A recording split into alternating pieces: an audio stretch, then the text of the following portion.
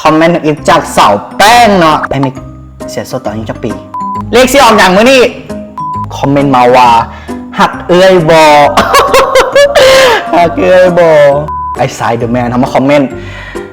หำยาวจากแนทสวัสดีมาพบกับแมนนิกชาแนลวันนี้บุ๋มยังไลน์เขาจะมาอ่าน Q&A ตัวที่นิกโพสไปว่าง6 โมงแรงถือบอกว่าก็ประมาณนั่นแหละที่ไปอ่านคอมเมนต์เนาะว่าทางในคอมเมนต์ข้าเจ้ามีอย่างมาแน่ Q&A อยากรู้จักจังสั้นจังซี่หันนาพอได้เหตุคือข้าเจ้าหันนา มาอ่านกันเลยคอมเมนต์อีกจากสาวแป้งเนาะสาวแป้งไอ้นิกเสียโซตอนนี้จะปี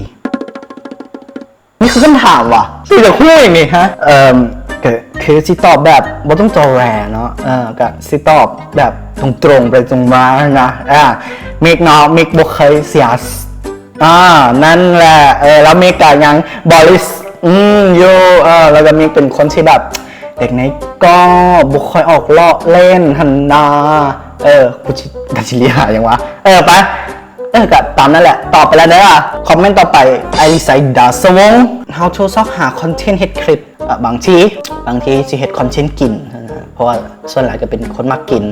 หรือว่าเฮ็ดวิดีโอออกกำลังกายบ่มีคนสิเบิ่งบ่ถ้ามีคนเบิ่งคอมเมนต์บอกแหน่คอมเมนต์ต่อไปเลยจ้าเพชรสมรพิมพ์มาวงคอมเมนต์มาว่า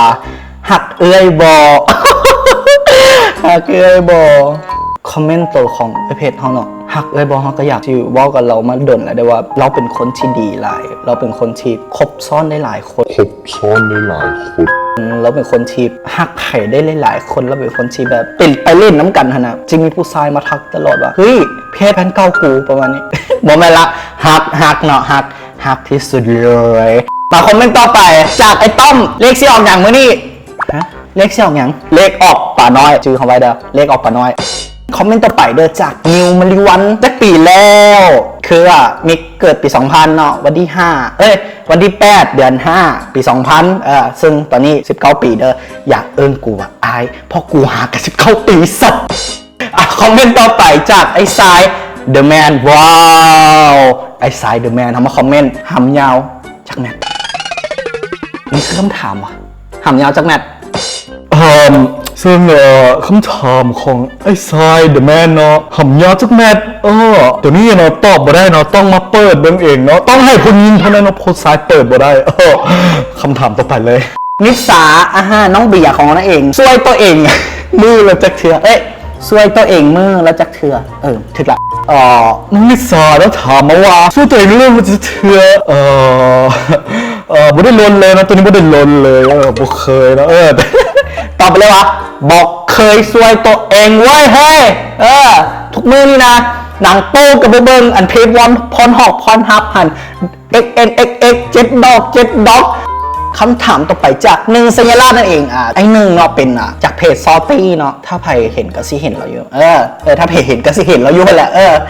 เป็นอย่างเจ้าคือเหินเป็นอย่างเจ้าคือเหินเจ้าหรือเฮาไอ้หนึ่งชอบตรงแยกแงะระหว่างเจ้ากับเฮาถ้าเจ้าเฮือนก็คือเจ้าเฮือนถ้าเจ้าเฮือนก็คือเจ้าบ่เฮือนข่อยเฮือนบ่เจ้าเฮือนบ่สรุปคือเฮาบ่เฮือนมิกบ่เฮือนแต่หิวอย่างอื่นที่บ่เป็นอาหารนกเดี๋ยวว้าวนั่นเองนกเชียงเงาไทยแลนด์เนาะนกถามว่าเป็นอย่างคือมาเฮ็ดคลิป